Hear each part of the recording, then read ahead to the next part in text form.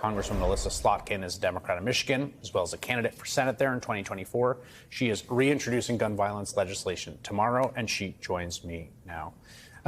Congresswoman, I have noted the president's calling for an assault weapons ban. This seems to be reaching a kind of consensus crescendo among Democrats. Where do you stand on it? I mean, we voted on an assault weapons ban in the last Congress. It was actually bipartisan at that time. There were 2 Republicans who voted with us.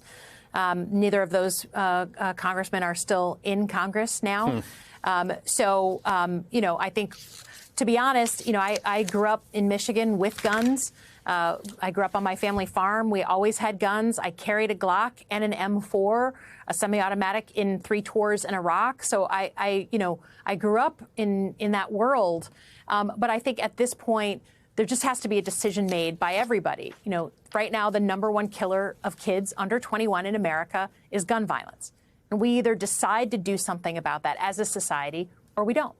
We either decide to legislate, we either decide to sort of say we're not going to accept that kids are being killed in their sanctuaries, or we say publicly we don't care. And I think for me, as someone who's had 2 school shootings in her district in 16 months, I know where I stand on this, and I certainly know where most Democrats stand. What are your conversations like with the folks that survived those 2 incidents? I know that you have had to.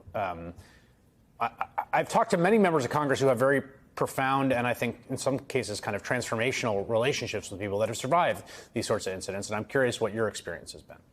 Yeah, I mean, to be honest, I have a press conference tomorrow and we have young people from Oxford High School here with us, and their family, and we have people from Michigan State University coming with us to be with us. And I think, I think we're just going to come to a point where so many Americans have had a personal experience with gun violence, either they themselves or someone they love, that it's just going to change the feeling on the ground about this issue and push it where it needs to be. In the meantime, I challenge any of my colleagues who are rejecting any kind of conversation on gun safety to have a conversation with a 17-year-old who survived a gun incident in their school or in their community, and who are saying, like, what are you doing to protect me? What are you going to do to protect me in my school?